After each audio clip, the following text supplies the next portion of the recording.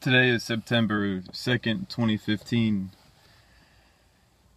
Tomorrow, September 3rd, it will be the 4-year anniversary when I made the initial insight as to the Earth being an ancient star, after looking at the stellar evolution page and noticing some discrepancies and some other things. And over the past week, I think I went off the deep end in my mind, and I think I'm going to need to take a little break from thinking about this theory and communicating with people online with, these videos and with forum posts and things like that. It takes a lot of emotional energy, and I think over 4 years of me reading everything I can and trying to understand everything I can about how this might work is taking a toll on my mental and emotional well-being. It's definitely forged my psyche, so to speak. I've been hardened considerably after 4 years of ridicule and people trying to bring me up and me coming back down again, and then dealing with doubt every day, crushing doubt.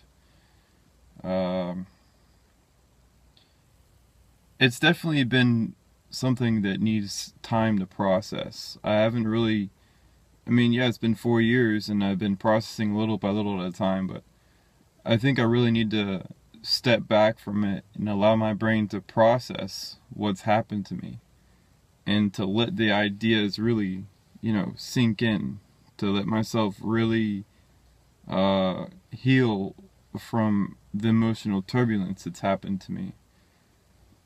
And also, I want to relay this to other people who manage to make discoveries in the future. Allow yourself time to breathe. Don't think that once a discovery is made, that all of a sudden you have to push forward and you have to give it everything you got all the time, every single day, for years and years and years. Don't think that it's gonna have to be like that, and then, just be easy on yourself. Kind of let yourself relax as you work on it. Don't have so much pressure on yourself to get the theory out there, or to get the discovery out there, because it's gonna fatigue you. It's gonna take away your mental energy or your emotional energy. It's gonna put strain on your interpersonal relationships. It's going to destroy you, basically, is what I'm saying. And to try to relax as you work on it and as you develop it. Don't do what I did and just go all out with it for years. 4 years tomorrow it'll be. Because it really, I didn't really notice it at the time, but I thought that, it would just be instantly recognized. But even after 4 years, the mainstream, they don't even know that this thing exists. Like, they're so wrapped up in their own worldviews and their own ideas about how the universe works that they don't even bother looking outside of themselves. So there's that. I was naive to think that scientists would look outside of themselves, but a lot of them, they don't. They only look at what they want to be true, and if it steps out of line for what they want to be true, then they don't bother with it at all. So there's that lesson. As well, I was walking down the beach last night and I thought to myself, I wonder if, I'm not too big on fate, if we all have a destiny.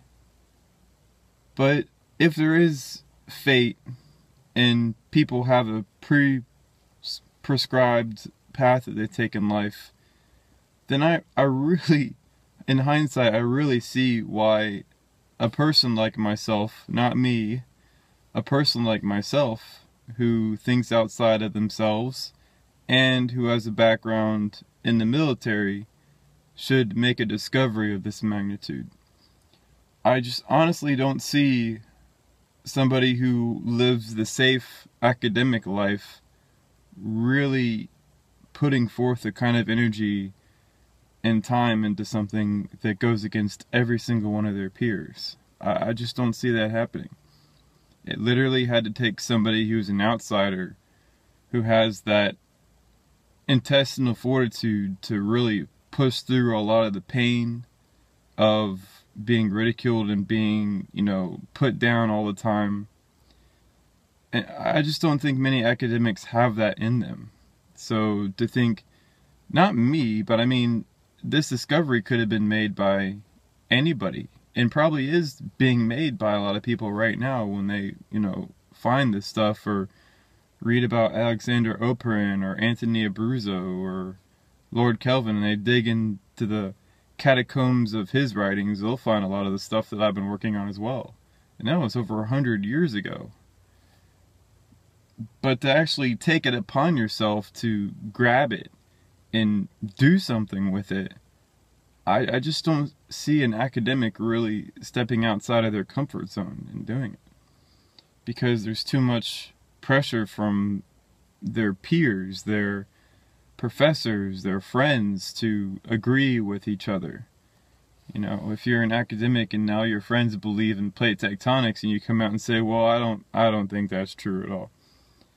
And I don't think you're gonna, I don't think you're gonna have any more friends, because they're gonna get upset with you, and it's all downhill from there. So basically, the reason why I'm making this video is because I wanted to tell people that I'm gonna take a little break. I don't know if I'm gonna retire from theory development, but I'm pretty sure I've gotten about 95% of what I wanted to get done. The rest is just watching to see what happens. The way I look at it is growing a tree, really. I mean, I found a seed, which was the initial idea. I planted it, and I watered it. And I watered it, and I watered it, and I watered it. And eventually it sprouted up out of the ground, and I was like, holy shit, something's growing here. And then I just kept on watering it, and it just grew into this little sapling. And over 4 years, yeah, it probably would be a sapling if it was an oak tree, probably maybe like 4 or 5 feet tall. So it's not a fully grown tree, the theory isn't.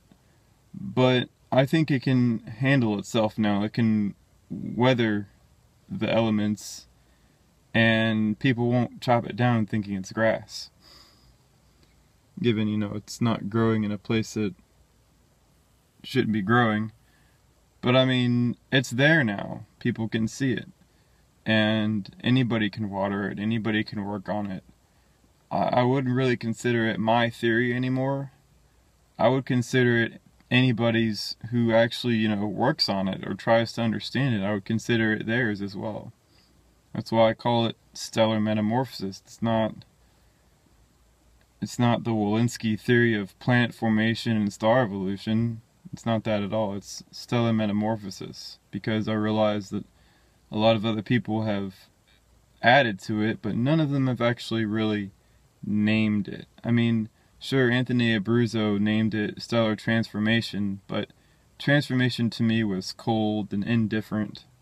And stellar metamorphosis has life itself as a byproduct of stellar evolution, so I thought I needed a more organic term to really, get the point across to people that life and the stars and everything, it's all tied together. It's not isolated like the mathematicians want you to believe. So,